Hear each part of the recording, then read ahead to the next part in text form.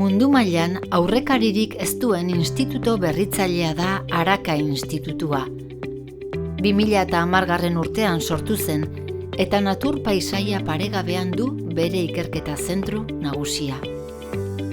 Institutuaren kokaleku zehatza ezkutuan mantentzen da, bertan ikertzen denaren izaera euskorra babesteko. Arkitektura estilo arrazionalista gogorarazten duen eraikina natura zinguratuta dago. Bertan daude bulegoak, laborategi nagusia, eta baita ikerlari eta bisitarien bizilekuak ere. Eraikina inguratzen duen lursailak 7 hektareatako hedadura du. Inguruko lorategi eta basoak institutuaren ikerketarako egokitutako guneak dira. Bertan dauden zuhaitz, landare eta animaliek berebiziko garrantzia dute ikerketen garapenean. Gaur egun 30 ikerlari baino gehiago aritzen dira bertan lanean.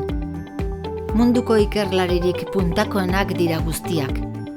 Besteak beste, Brasil, Eslovenia, Sri Lanka, Polonia, Kanada eta Nikaraguatik etorritakoak dira.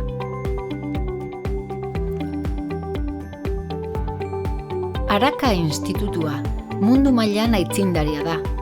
Ez bakarrik haren ikerketen emaitzengatik, baizik eta erabiltzen duen metodologiagatik ere bai. Hizkuntzalariak, fisikariak, matematikariak, biologoak eta arte disiplina ezberdinetako sortzaileak lehen aldiz historian elkarlanean aritzen dira hemen. Elkarrekin lan lerro ezberdinak jorratzen dira hemen. Gure ardatz nagusiak dira hizkuntza, euskara erdigunean duela, gorputza eta pentsamendua. Masaru Emoto zientzilari japoniarraren ikerketa ezagunak Araka Institutuaren oinarri teoriko garrantzitsu dira. Pentsamendu akademiko eta arrazionaletik haratago ikusten ez dena eta ukiezina dena baitu aztergai. Zientzia, artea eta humanitateak elkarlanean jartzea. Hori da etorkizuna.